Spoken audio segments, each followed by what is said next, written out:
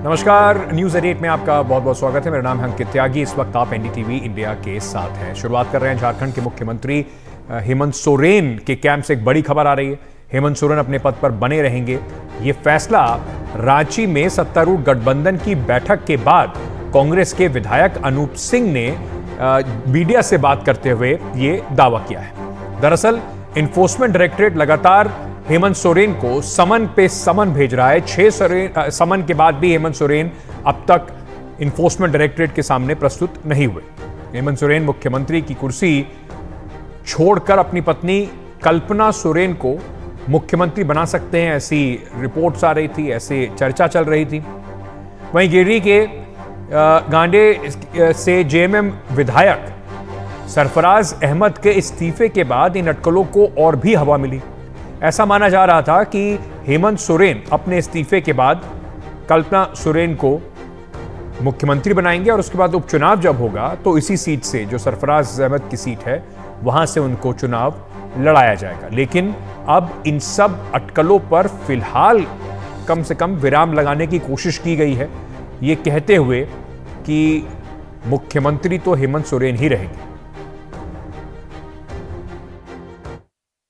बैठक में 43 विधायक थे। 43 विधायकों में बातें यही आई कि हेमंत जी आज भी मुख्यमंत्री हैं, आगे भी मुख्यमंत्री रहेंगे। क्या गिरफ्तारी को लेकर कोई शंका बस हमने आपको एक पंक्ति में कहा कि हेमंत जी आज भी मुख्यमंत्री, आगे भी मुख्यमंत्री रहेंगे। समीकरण को लेकर चर्चा है, नए नाम को लेकर चर्चा है। अरे मुख्यमंत्री जब हमारे हेमंत सोरेन जी तो नए नाम नए ये आपका मनगढ़ंत, आपका दिमागी उपज है, और जो विपक्ष के लोग हैं उनकी दिमाग की उपज है, कहीं से ऐसी कोई बात नहीं। अच्छा, ये कल्पना सोरेन का जो नाम जो विरोधी लोग हैं ये लोग कहीं से कल्पना सोरेन जी की कोई बात, राजनीति में कहीं कोई बात नहीं। कल्पना सोरेन जी माननीय मुख्यमंत्री जी की पत्नी है और एक भारतीय नारी है, बस। और वो अपने पति के कार्यों में पति को हौसला बुलंद ईडी की कार्रवाई में क्या कहेंगे? आज सर ये बने रहेंगे। अब आदी हो चुके हैं लोग, अब आदी हो चुके हैं। ये माननीय मुख्यमंत्री हेमंत सोरेन है और रहेंगे। एक मुख्यमंत्री के ऊपर परेशानी की बात नहीं है। एनफोर्समेंट डायरेक्टरेट का जो शिकंजा है वो एक और मुख्यमंत्री को परेशान कर रहा है। दिल्ली के मुख्यमंत्री अरविंद केजरीवाल की बात कर रहे हैं, जो आज एनफोर्समेंट डायरेक्टरेट के सामने उन्हें पेश होना था, लेकिन वो आज भी ईडी के दफ्तर नहीं गए। ये उनका तीसरा समन था। 3 बार उन्हें नोटिस भेजा जा चुका है। इसके बावजूद अब तक अरविंद केजरीवाल एनफोर्समेंट डायरेक्टरेट के सामने नहीं गए। ऐसे में अब अरविंद केजरीवाल की मुश्किलें और बढ़ सकती हैं। हमारे सहयोगी शरद शर्मा की यह रिपोर्ट। दिल्ली शराब नीति मामले में ईडी का तीसरा समन, लेकिन केजरीवाल ईडी दफ्तर नहीं गए। केजरीवाल ने ईडी को जवाब भी दिया और समन पर सवाल भी उठाए। कहा, पहले के समन पर ऐतराजों का जवाब नहीं मिला। ईडी का रवैया मनमाना और गैर पारदर्शी है। ईडी की चुप्पी निहित स्वार्थ की पुष्टि करती है। दिल्ली की राज्यसभा की 3 सीटों पर चुनाव है। 26 जनवरी की तैयारियों में भी लगा हूं। केजरीवाल ने लिखा है कि आप मेरे सवालों का जवाब दें। इस दौरान आपके सवालों की फेहरिस्त का जवाब देने में मुझे खुशी होगी। केजरीवाल जी ने पूछा कि भाई आप मुझे क्यों बुला रहे हैं? 1.5 साल हो गया आपको इन्वेस्टिगेशन करते हुए, चार्जशीट आपकी हो चुकी है। इस स्टेज पे मुझे क्यों बुलाया जा रहा है? क्या मैं अभियुक्त हूँ? क्या मैं गवाह हूँ? तो ईडी ने इसके बारे में कुछ जो है अभी तक अपना रुख साफ नहीं किया। इससे संदेह और गहरा होता है कि कोई साजिश चल रही है, कोई राजनीतिक साजिश है। जनता के सवाल हम उठाने जा रहे हैं। बीजेपी केजरीवाल पर हमलावर है। अरविंद केजरीवाल जी, अगर आप ईमानदार अपने आप को कहते हैं तो आप न्यायालय जाके ये जो समन आए इनको निरस्त आपने क्यों नहीं कराया? जब कोई भी जांच एजेंसी समन देती है तो यह बाध्यता नहीं है कानून में कि वो पहले आपको बताए कि आप एक्यूज्ड हैं, प्रोबेबल एक्यूज्ड हैं या विटनेस हैं। जब पूछताछ होती है, जांच एजेंसियों का यह अधिकार है कि वो निर्णय करें कि क्या साक्ष्य सामने आए हैं और क्या कार्रवाई होनी है। एनफोर्समेंट डायरेक्टरेट यानी ईडी अरविंद केजरीवाल को 2 नवंबर, 21 दिसंबर और 3 जनवरी को पूछताछ के लिए बुला चुकी है, लेकिन केजरीवाल ईडी दफ्तर नहीं गए। कानूनी जानकारों के मुताबिक ईडी अदालत जाकर केजरीवाल के खिलाफ गैर जमानती वारंट की मांग कर सकती है। हालांकि ये जरूरी नहीं कि ईडी अदालत ही जाए। झारखंड के मुख्यमंत्री हेमंत सोरेन 6 बार ईडी समन को नकार चुके हैं। ईडी अभी तक इस मामले में अदालत नहीं गई और 7वीं बार उन्हें समन भेजा है। ईडी के पास पावर है कि कोर्ट पे जाए और उनको बोले कि ये सम्मन इशू कराइए, इनके खिलाफ वारंट इशू कराइए, क्योंकि हम हमारे कहने पे ये आ नहीं रहे, तो इसीलिए लेट द वारंट इशू करके इनको बुलाया जाए और ताकि हम उनको पूछताछ कर सकते हैं। कुल मिलाकर आने वाले समय में नजर इस बात पर रहेगी कि क्या ईडी केजरीवाल के खिलाफ कोर्ट का दरवाजा खटखटाएगी या फिर केजरीवाल को पूछताछ के लिए एक और समन भेजेगी। दिल्ली से अपने कैमरा पर्सन सचिन गुप्ता और सहयोगी आशीष भार्गव के साथ मैं शरद शर्मा, एनडीटीवी इंडिया। वहीं सूत्रों के हवाले से एक बड़ी खबर आ रही है। इंडिया गठबंधन में शामिल क्षेत्रीय दल कांग्रेस से नाराज चल रहे हैं। कांग्रेस को अलग कर एक बैठक करने की तैयारी भी हो सकती है। अगले 2 दिनों में ऑनलाइन मीटिंग का बड़ा फैसले की तैयारी है। नीतीश कुमार, उद्धव ठाकरे, अरविंद केजरीवाल, ममता बनर्जी और शरद पवार के अलावा दूसरे क्षेत्रीय दल के नेता आपस में बातचीत करके ये फैसला कर सकते हैं।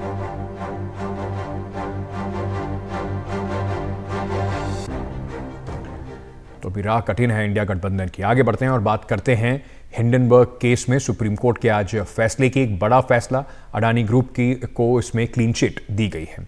आज अपना फैसला सुनाते हुए सुप्रीम कोर्ट ने कहा है कि ग्रुप को क्लीन चिट देने वाली सुप्रीम कोर्ट के पैनल की रिपोर्ट को बरकरार रखा जाएगा। सुप्रीम कोर्ट ने यह भी कहा कि हिंडनबर्ग मामले में सेबी की जांच सही है, एसआईटी जांच की जरूरत नहीं है। सेबी बाकी 2 केस की जांच 3 महीने में पूरी करेगा। सुप्रीम कोर्ट पैनल सेबी पर अविश्वास नहीं कर सकता, मीडिया रिपोर्ट पर जांच का आदेश नहीं दे सकते। ओसीसीआरपी हिंडनबर्ग रिपोर्ट को सबूत नहीं माना जा सकता। पीआईएल का इस्तेमाल सोच समझकर करना चाहिए। वहीं हिंडनबर्ग केस में सुप्रीम कोर्ट ने अपनी बनाई हुई कमेटी की रिपोर्ट को बरकरार रखा है। आपको बताते हैं कि सुप्रीम कोर्ट की कमेटी ने क्या क्या कहा था अपनी रिपोर्ट में। सुप्रीम कोर्ट में बनाई हुई कमेटी ने कहा था कि प्राथमिक जांच के मुताबिक किसी कानून की अवहेलना नहीं हुई है। अडानी ग्रुप के शेयरों के चढ़ने में कोई कानून नहीं टूटा है। सेबी को शेयरों की कीमतों में बदलाव की पूरी जानकारी थी। अडानी ग्रुप ने शेयरों की कीमतों को प्रभावित नहीं किया है। अडानी ग्रुप की कंपनियों में गैर कानूनी निवेश के कोई सबूत नहीं है। अडानी ग्रुप ने किए गए निवेश कानून का कोई कानून नहीं तोड़ा गया है।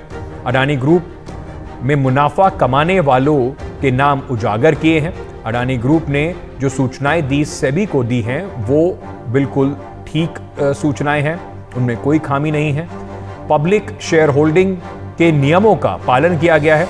हिंडनबर्ग रिपोर्ट के बाद अडानी ग्रुप के रिटेल निवेशक बढ़ा है। हिंडनबर्ग रिपोर्ट के बाद अडानी ग्रुप के शेयर धारकों को राहत देने की कोशिश की थी।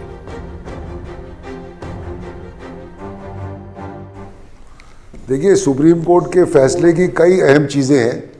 पहला कि सेबी की इन्वेस्टिगेशन जो है वो सेबी पे ही रहे और किसी और को ट्रांसफ़र ना करी जाए, सुप्रीम कोर्ट ने इनकार किया है। सुप्रीम कोर्ट ने कहा है कि सेबी अच्छा काम करती है, सेबी अपनी इन्वेस्टिगेशन कंप्लीट करे। 24 मुद्दों में से 22 मुद्दों में कंप्लीट हो चुकी है और बाकी 2 मुद्दों के लिए 3 महीने का टाइम दिया गया है। सुप्रीम कोर्ट ने याचिका वालों की ये भी दलील रिजेक्ट करी कि सेबी को कहा जाए कि नई रेगुलेशन बनाए। उनकी ये भी दलील रिजेक्ट हुई कि जो एक्सपर्ट कमेटी है, जस्टिस सापरे के जो हेड हैं, उनकी एक्सपर्ट कमेटी में कॉन्फ्लिक्ट ऑफ इंटरेस्ट है, वो उनकी रिपोर्ट भी ना मानी जाए, वो भी सुप्रीम कोर्ट ने दलील खारिज करी है।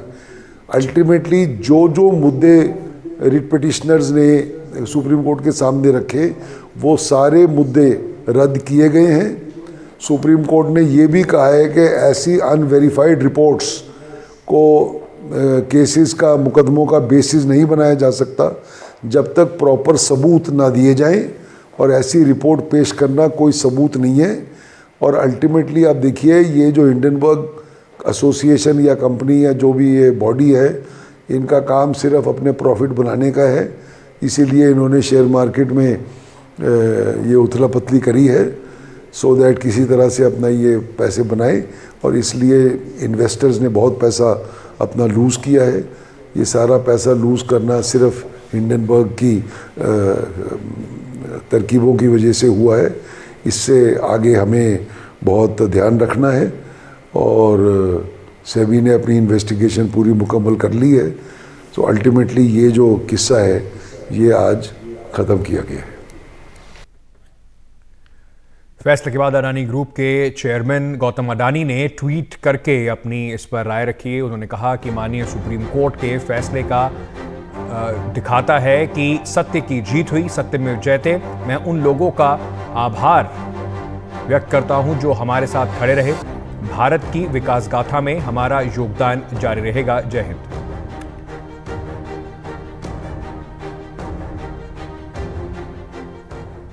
सुप्रीम कोर्ट के फैसले के बाद अडानी ग्रुप के शेयरों में तेजी दिखाई पड़ी। हमारी सहयोगी साक्षी बजाज इस पर ज्यादा जानकारी दे रही है।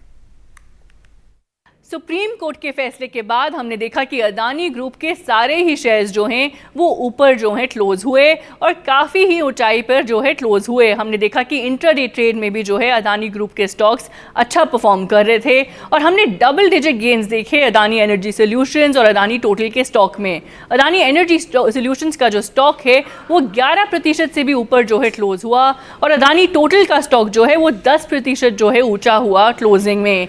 अब अडानी ग्रीन एनर्जी जो है वो ऑलमोस्ट 6% गेन हुआ और अडानी पावर का स्टॉक जो है वो ऑलमोस्ट 5% हायर जो है क्लोज हुआ क्लोजिंग के टाइम पर। लेकिन अडानी एंटरप्राइजेस जो फ्लैगशिप एंटिटी है अडानी ग्रुप की, उनके शेयर्स जो हैं वो 2.5% हायर क्लोज हुए और अडानी पोर्ट्स के जो स्टॉक हैं वो जो 1.5% हायर क्लोज हुए। सीमेंट मेजर्स ने भी अच्छा परफॉर्म किया ट्रेड में और एनालिस्ट का ऐसा मानना है कि अगर वो जो टाइमलाइन है 3 महीने की सेबी को अगर वो भी नहीं मिलती तो स्टॉक सर्ज और रैली जो है हम और भी ऊंचाई पर देखते। लेकिन याद रखिए कि जो 10 लिस्टेड फर्म्स हैं अडानी ग्रुप की कंपनियां जो हैं 10 लिस्टेड फर्म्स जो हैं वो कम से कम 70% जो है रिकवर हुई हैं जनवरी के लो से जो विटनेस हुए थे हिंडनबर्ग की रिपोर्ट के बाद। और अडानी ग्रुप का जो मार्केट कैप है वो 15 लाख करोड़ रुपए से भी ज्यादा है और हाईएस्ट है जनवरी 2023 से। वहीं पूर्व सांसद महुआ मोइत्रा को फिलहाल सुप्रीम कोर्ट से कोई राहत नहीं मिली है। सुप्रीम कोर्ट ने निष्कासन के फैसले पर अंतरिम रोक लगाने से इनकार कर दिया। सांसद रही महुआ मोइत्रा के निष्कासन का जो मामला है वो अभी कम से कम दस्तखत बना रहेगा। सुप्रीम कोर्ट ने कहा कि फिलहाल अंतरिम राहत नहीं दे सकते, ये मामला इतना आसान नहीं है।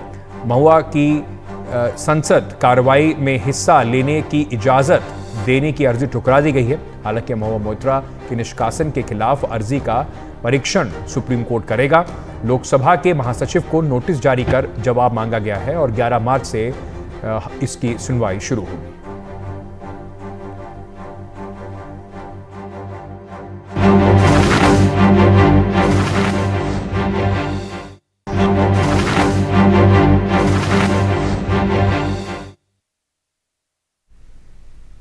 दिल्ली सटे गुरुग्राम से एक सनसनीखेज खबर आ रही है। गुरुग्राम में 27 वर्ष की एक पूर्व मॉडल का शव बरामद हुआ है।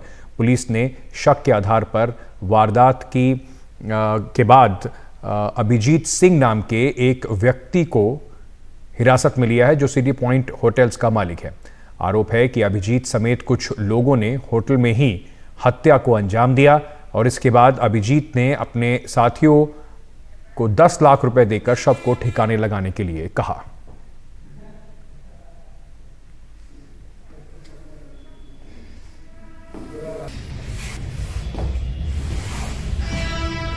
ये एक दिव्या नाम की लड़की जिसकी 27 साल की उम्र है, उनके परिवार वालों ने बताया कि लड़की किसी अभिजीत नाम के, जो कि सिटी पॉइंट होटल गुड़गांव का मालिक है, उनके साथ गई थी और अब उनका मोबाइल स्विच ऑफ आ रहा है।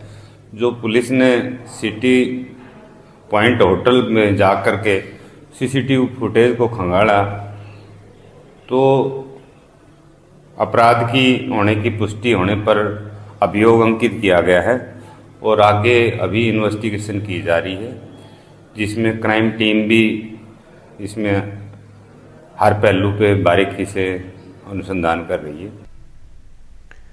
बात करते हैं पंजाब की, जहां पर पंजाब में लुधियाना में एक तेल के टैंकर में आग लग गई। ये हादसा खन्ना के पास एक फ्लाईओवर पे हुआ। नेशनल हाईवे पर जा रहा ये जो पूरा टैंकर था धू धू करके जल उठा।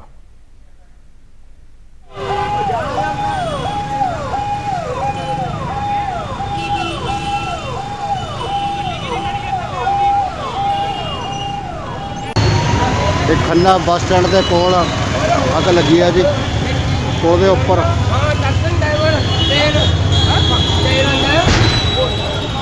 ਇਹ ਟੈਂਕਰ ਨੂੰ ਅੱਗ ਲੱਗੀ ਲੱਗਦੀ ਹੈ ਜੀ। ਕਿਸੇ ਟੈਂਕਰ ਨੂੰ ਪਟਾਕੇ ਪੈ ਰਹੇ ਨੇ, ਪੂਰੇ ਅੱਗ ਪੂਰੀ ਫੈਲ ਚੁੱਕੀ ਹੈ, ਭਿਆਨਕ ਅੱਗ ਹੈ ਪੂਰੀ। ਖੰਨਾ ਬੱਸ ਸਟੈਂਡ, ਅਮਲੋਹ ਚੌਂਕ।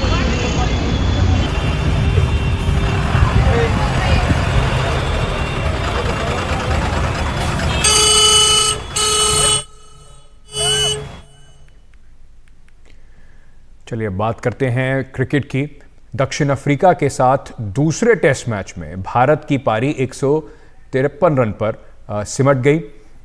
भारत के 7 खिलाड़ी, और ये शायद पहली बार हुआ होगा, उन्होंने 0 रन बनाए, जिसमें से आखिरी 6 विकेट 153 रन पर ही गिर गए। आखिरी 6 विकेट 0 का उन्होंने योगदान दिया, और जो बैट्समैन नॉट आउट रहा वो भी 0 पर नॉट आउट रहा। इससे पहले दक्षिण अफ्रीका ने 55 रन बनाए थे, जिसके जवाब में भारत ने 153 रन बनाए। लेकिन ये हैरानी वाली बात है कि भारत के 7 खिलाड़ी का जो स्कोर कार्ड में योगदान है वो 0 रन का रहा। 153 पे 4 से 153 पर ऑल आउट भारतीय टीम हो गई।